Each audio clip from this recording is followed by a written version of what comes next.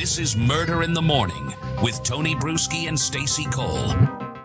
Well, after 2 years of pretending he just didn't know any better, former Palmetto State Bank CEO Russell Laffitte has finally admitted what everyone else already knew. He's a crook. You know, this is the guy that was buddies with Alex Murdaugh. That Alex Murdaugh. In a guilty plea deal made public this week, Laffitte confessed to 6 criminal counts, copping to a scheme with Alex Murdaugh that laundered and stole at least $3.5 million from vulnerable clients over an 11-year stretch. That's more than a decade of playing dumb while using his bank like a personal vending machine for fraud. But unlike previous courtroom performances, Laffitte now admits he wasn't just naive or misled. He knew exactly what he was doing, and it was illegal. It's a major shift from the story Laffitte has been trying to sell since the walls started closing in back in 2022. In that trial, the man spent 5 hours on the stand defending everything but bad judgment. He painted himself as the village idiot of banking, manipulated by Murdaugh into funneling millions out of client settlements without understanding what was going on. He even pulled the classic, not intentionally line when asked if he'd helped Murdaugh steal. But now, in black and white, Laffitte is admitting he did help. Intentionally. Repeatedly. And he knew it was against the law. This admission changes everything, especially for the people he hurt. It also spares them from enduring a second trial that would have just rehashed painful memories and exposed them to more cross-examination from Laffitte's legal team. Instead of dragging them through that again, Laffitte gets 5 years. It's a cut from the 7-year sentence he was serving before his conviction was overturned on a technicality. And it's a far cry from the 9 to 11 years prosecutors were originally gunning for in their 2023 sentencing memo. That memo was brutal. Prosecutors said what made Laffitte stand out wasn't just the crimes. Plenty of people commit bank fraud. It was the audacity to lie about it over and over. They detailed how Laffitte had spun tales in a civil deposition during a disciplinary review, at his bond hearing, and at trial. And even after the jury found him guilty, he still tried to appeal, blaming everyone but himself. But now, thanks to this plea deal, there'll be no retrial, no appeals, no last-ditch arguments about ineffective legal counsel. Laffitte has waived all of it. It's a legal dead end for him, man. A sigh of relief for prosecutors and victims alike. Let's talk about the company he kept. Laffitte wasn't pulling these moves with some faceless fraudster. He was in business with Alex Murdaugh, arguably South Carolina's most radioactive defendant. By the time Laffitte's case came up for retrial, Murdaugh was already a convicted murderer and a convicted thief. The idea of facing a jury while being tied at the hip to that guy, not really a very good look. The background of all this are the stories of the people they stole from, the Filer sisters, Hannah and Elena. They had their settlement money drained.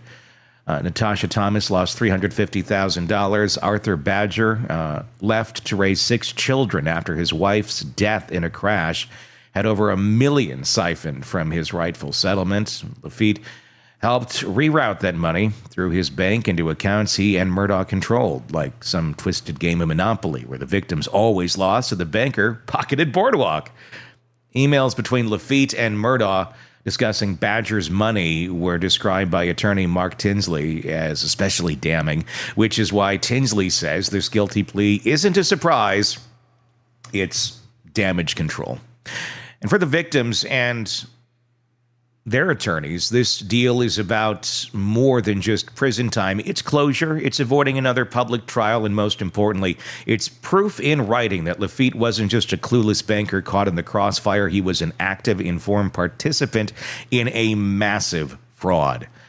Even as he faces civil lawsuits where he continues to deny responsibility, his federal guilty plea will hang around his neck like a cement necktie. Because no matter how many depositors or depositions that he gives, the ink on that 10-page agreement does not lie. Russell Laffitte may have spent years denying, deflecting, and dodging the truth, but this week he finally ran out of exits. So that's not going to be good for his civil cases. What do these people do? How do they get any of this money back? They don't, do they? No. And this is how some of them were going to survive. What do you do when that money is gone? Well, and it's some prick like this that did it. Yeah.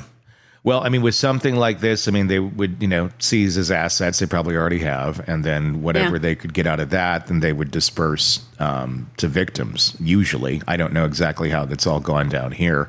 But I don't know what he's worth. I don't know, at some point, you run out. So. Do you sue the bank? Can you sue the bank?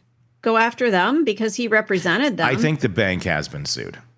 Okay. Yeah. So, I mean, it's been a while since I've paid attention to this case. I could be wrong on that, but I do believe that has taken place. Because, you could. He was a representative of the bank. And, it's under their purview, if you will. So. Well, you would hope that there would be some sort of checks and balances that, where's this money coming from? Mm-hmm. I mean, although maybe he's the guy that would sign off on everything, though. He's the one that's how he got away with it. I mean, if it was a teller doing it or something, he'd be like, "Wow, is this going on?" But he knew what he was doing, and he knew where it was going, and he knew what he needed to make it look like. So an audit wouldn't catch it. He's the auditor. Yeah. How convenient. I wonder. I mean, just how ingrained in his lies that he was for so long. Of Alex Murdaugh that gets so ingrained in his lies as well.